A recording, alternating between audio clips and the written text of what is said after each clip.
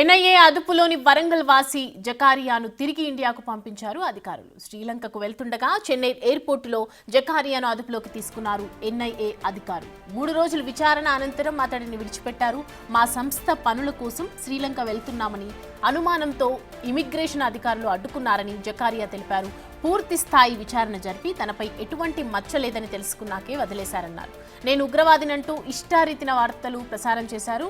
నా కుటుంబం నేను బతికే పరిస్థితులు లేవని మీడియా సంస్థలు నిజాలు ప్రసారం చేయాలని వేడుకుంటున్న జకారియాతో మా ప్రతినిధి వేణు ఫేస్ టు ఫేస్. ఉగ్ర లింకులు అంటూ కూడా చేసినటువంటి అసత్య ప్రచారానికి జకారియా చెక్ పెట్టారు. ప్రస్తుతం ఎవరితోనైతే పాక్తో లింకులు ఉన్నాయంటూ అసత్య ప్రచారం చేస్తూ కూడా సోషల్ మీడియాలో ప్రచారం జరిగిందో ప్రస్తుతం జకారియా మనతో ఉన్నారు. జకారియా, అసలు ఏం జరిగింది? ఎందుకు ఎవరు మిమ్మల్ని అడ్డుకున్నారు? అసలు ఏ రోజున మీరు చెన్నై ఎయిర్పోర్ట్కి వెళ్ళారు? అసలు ఏం జరిగింది మొత్తంగా? సార్, నేను 26వ తారీఖున నేను శ్రీలంక పోదామని నేను చెన్నైకి ఎయిర్పోర్ట్కి వెళ్ళాను సార్. చెన్నై ఎయిర్పోర్ట్లో అక్కడ ఇమిగ్రేషన్ డిపార్ట్మెంట్ వాళ్ళు నన్ను పట్టుకొని మీరు జమాతుల్ ముస్లిమీన్ అధ్యక్షుడిగా మీరు ఉన్నారు, మీకు వాళ్ళకి ఏ సంబంధం ఉన్నది, ఎందుకు పోతున్నారు, ఎవరితో కలవటానికి పోతున్నారు అని మన ప్రశ్నలు ఇచ్చారు సార్. ప్రశ్నలు నేను జవాబు ఇచ్చాను. 2 రోజుల దాకా నన్ను ఉంచుకొని నా పాస్వర్డు నా ఫోను అవన్నీ తీసుకొని వాళ్ళ దగ్గర నిఘాలోనే ఉంచుకొని అన్నీ పరిశీలించిన తర్వాత మీరు క్లీన్గా ఉన్నారబ్బా, మీతోటి ఎలాంటి ఇబ్బంది లేదు, మీరు వెళ్ళిపోవచ్చు అని నాకు నిన్న మధ్యాహ్నం పూట అక్కడ నుండి వదిలేస్తారు సార్. నేను ఇక్కడికి వచ్చేతలికే ఇప్పుడు ఇలా 30వ తారీఖు 5 గంటల పొద్దున ఉదయం 5 గంటల ప్రాంతంలో నేను వరంగల్ చేరుకున్నాను. వరంగల్ చేరుకున్న తర్వాత మా భార్య పిల్లలందరూ గళ్ళు పెట్టుకొని ఇళ్లల్లో భయంతో ఏడుస్తూ ఒక్కసారి పొంగని వాటేసుకొని మా అమ్మ మా చెల్లి వీళ్ళందరూ అసలు నువ్వు ఆడికి పోయావు వీళ్ళందరూ ఏంది అని నాకు చూపించారు సార్. అలాంటి టైంలో అసలు ఏం జరుగుతుందని నేను చూసాను. నాకు ఎందుకంటే అప్పుడు దాకా పోలీసు వాళ్ళు ఫోన్లు తీసుకొని ఉన్నారు కాబట్టి నాకు ఏం తెలియదు అసలు నా మీద ఏం జరుగుతుంది.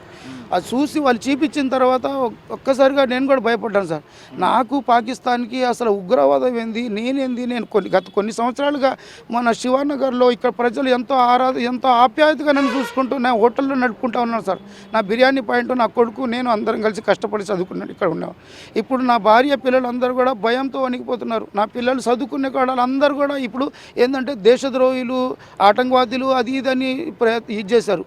మళ్ళీ నేను అక్కడ ఎక్కడైతే ఉంటున్నానో అక్కడ అందరు నన్ను చూడంగానే సాహిబ్ గారు ఎప్పుడు వచ్చావు అనేటోళ్ళు అందరూ కూడా నన్ను చూడంగానే పోయి ఇంట్లో జ్వరపడుతున్నారు సార్. ఇప్పుడు నాకు నష్టపరిహారం నేను ఏం చేయాలి, నేను ఎలా బతకాలి, నాకు అన్ని దారులు మూసుకుపోయాయి సార్. ఇప్పుడు నా గురించి క్లియరిఫికేషన్ ఇవ్వకపోతే ఈ మీడియా కానీ పోలీస్ కానీ నా అన్యాయంగా నేను నా భార్య పిల్లలతో చచ్చిపోయే పరిస్థితి వచ్చింది సార్. మీరందరికీ నేను ఒకటే విజ్ఞప్తి చేస్తున్నాను సార్, ఎవరి మాటలు ఎవరి సలహాలు విని మీరు నా మీద ఈ నిందలు వేశారో ఇవన్నీ కూడా మీరు తొలగించి నన్ను మామూలుగా నేను జీవించేటట్టు నాకు సమకూరుస్తానని భావించి మీతోటి విజ్ఞప్తి చేసుకున్నాను సార్. ఎంతమంది వెళ్ళారు సార్? మీరు ఒక్కరే పోయిలా ఆ రోజున? మీతో పాటు ఎవరైనా వచ్చిర్రా? అసలు ఏం అడిగిరు వాళ్ళు మిమ్మల్ని? సార్, మేమందరం 3 దిక్కుల నుండి అంటే చెన్నై నుండి 9 మంది సార్ మొత్తం పోదలుచుకున్నది. 9 మందిలో ఒకరిని రిజెక్ట్ చేసి పాస్వర్డ్ 6 నెలలు టైం లోపల ఉన్నదని రిజెక్ట్ చేసి పంపించేశారు. 4 ఆల్రెడీ శ్రీలంక వెళ్ళిపోయారు. 4 మమ్మల్ని ఆపేసి ఈ ప్రశ్నలు వేయించి 2 రోజుల తర్వాత మమ్మల్ని పంపించేశారు. ఇక ముంబై నుండి 2 వ్యక్తులు శ్రీలంక పోయారు. హైదరాబాద్ నుండి 3 వ్యక్తులు శ్రీలంక వెళ్ళిపోయారు మా వాళ్ళు. మొత్తం మీద వచ్చేసి 15 మంది ప్రాజెక్ట్ చేసుకుంటే 9 మంది మాత్రం పోవటం జరిగింది. చెన్నై నుండి 4, హైదరాబాద్ నుండి 3, 7, 2 ముంబై నుండి 9 మంది పోయి వచ్చేసారు సార్. నేను నా తోటి 3 మనుషులు పోలేకపోయాం. అంటే ఏంటి మీ అందరు కలిసిపోయి శ్రీలంకలో మీ ఆర్గనైజేషన్ ఏం పని చేస్తుంది అసలు? ఆడ ఏం చేయడానికి సంఘం గురించి మా సంఘం నాయకుల్లో మాలో కొన్ని విభేదాలు వచ్చినాయి. విభేదాలు ఏంటంటే మేము ఎవరికి కూడా ముస్లిమ్స్ అన్నవాళ్ళు విడివిడిగా గృహగృహాలుగా ఎవరైతే విడిపోయారో వాళ్ళతోటి ఏ సంబంధం లేదని మేము జీవిస్తున్నాం సార్. ఇప్పుడు వచ్చిన వాళ్ళు ఏంటంటే అందరినీ కలుపుకొని పోదాం, మనం కూడా అభివృద్ధి చెందొచ్చు అని. అభివృద్ధి అంటే ఏంటి సార్? మన బ్యాంక్ బ్యాలెన్స్లు బాగా కావటం, మనది ఏంటంటే మన అందరు చాలా పెద్ద పెద్ద పెద్ద మనుషులు అవ్వటం, పెద్దవాళ్ళు అందరూ కూడా మనలో రావటం అనుకుంటున్నారు. అసలు అభివృద్ధి అంటే ఏంటంటే దైవం చెప్పిన విధానాన్ని పాటిస్తున్నామా లేదా అనేది అది మేము చూసుకున్నాం. ఇప్పుడు మనకు సావొస్తే మేము సృష్టికర్త ముందర నిలబడేటప్పుడు నీ ఆచారాన్ని పాటిస్తూ మేము చచ్చిపోయామా లేదా మీ ఆచారానికి విరుద్ధంగా చచ్చిపోయామా అది అదే అసలు మా కాన్సెప్ట్ సార్.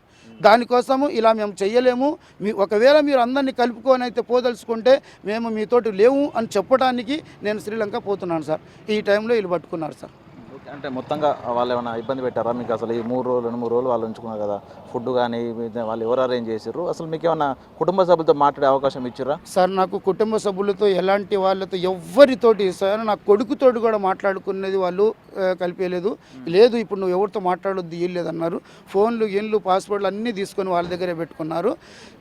నాకు తిండికి ఉండటానికి మాత్రం ఎలాంటి ఇబ్బంది చేయలేదు. ఒక్క చెయ్యి కూడా నా మీద వేయలేదు, నన్ను ఏం లేదు. ఉట్టిగా ప్రశ్నించారు, ప్రశ్నకి సమాధానం చెప్తా పోయాను. తిండి కూడా వాళ్ళు ఒక వ్యక్తిని పంపించి తిండి తీసుకొచ్చి ఇచ్చాడు. ఒక రూమ్ లాడ్జ్లో ఒక రూమ్ తీసుకొని అక్కడే పెట్టించారు. వాళ్ళకి ఎప్పుడు అవసరం ఉంటే అప్పుడు పిలిపించి మళ్ళీ నాతోటి ప్రశ్న చేసి మళ్ళీ రూమ్కి పంపించేవాళ్ళు అలాగా. కానీ నాకు ఎలాంటి ఇబ్బంది వాళ్ళు చేయలేదు సార్. మీ దగ్గర సీజ్ చేసిన వస్తువులు మళ్ళీ మీకు అప్పచెప్పారా? మీ అన్నీ నా ఫోన్లు, నా పాస్వర్డ్ అన్నీ అప్పచెప్పారు సార్. అన్నారు సార్ మీలాంటి వ్యక్తులు చాలా చాలా తక్కువ ఉన్నారు, మీరు చాలా గుడ్ పర్సన్, మీరు వెళ్ళిపోండి, మీరు ఏదైనా చేసుకోండి, నెక్స్ట్ శ్రీలంక పోవాలనుకున్నా కానీ నాకు ఇన్ఫర్మేషన్ నేనే స్వయాన ఫ్లైట్ దాకా మిమ్మల్ని వదిలిపెడతాను, ఇప్పుడు కూడా నువ్వు పోవాలనుకుంటే నీ దగ్గర నేను వదిలిపెడతా అన్నారు. నా దగ్గర అంత డబ్బులు ఇస్తారు, ఆల్రెడీ టికెట్ పోయింది, ఓ రిటర్న్ టికెట్ కూడా ఉండే, అది కూడా పోయింది. ఇప్పుడు డబ్బులు మళ్ళీ నేను కొత్తగా పెట్టుకోవాలంటే ఇవ్వలేదన్నారు. అయితే కొన్ని పెట్టుకో, కొన్ని మేము మా తరపు నుండి కూడా చెప్పిద్దామన్నారు.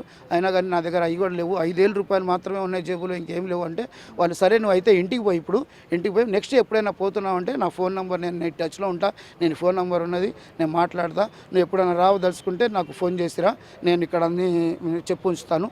జమాతుల్ ముస్లిమీన్ ప్రెసిడెంట్ మొహమ్మద్ జకరియా అని మా దాంట్లో అప్డేట్ చేసుకున్నాము.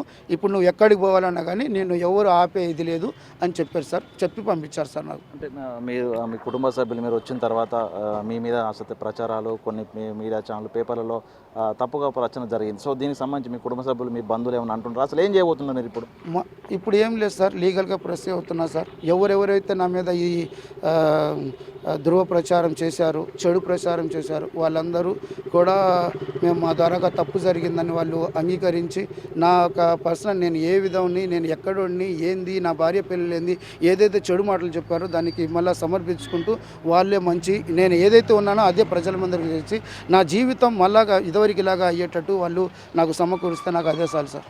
నేను ఇంకా వాళ్ళ మీద యాక్షన్ ఏం తీసుకోదలుచుకోలేదు. నేను అనుకుంటున్నది ఇది, ఏదైతే చెడు ప్రచారం చేశాడో మళ్ళా కాదు, మాతోటే తప్పు జరిగిందని వీళ్ళు ఒప్పుకొని ఇచ్చేస్తే సరిపోతుంది సార్. ఇది చూసాము. జకరియా తాను ఒక సంస్థకు సంబంధించి ఒక మంచిని చేయడానికి తన సంస్థ ప్రతినిధులతో కలిసి వెళ్ళే ప్రయత్నం చేయగా అసత్య ప్రచారాలతో కూడా పాక్ ఉగ్ర లింకులు వరంగల్కు అంటగట్టి జకరియాపై కూడా ప్రచారాలు జరిగిస్తాం. మొత్తంగా వీటన్నిటికీ ఎవరెవరైతే తనపై అసత్య ప్రచారాలు చేశారో వారంతా కూడా దాన్ని సరిదిద్దుకోవాలంటూ కూడా ఆయన ప్రాధాయపడుతున్న పరిస్థితి కనిపిస్తుంది. వీడియో జర్నలిస్ట్ సంతోష్తో వేణు బిగ్ టీవీ వరంగల్.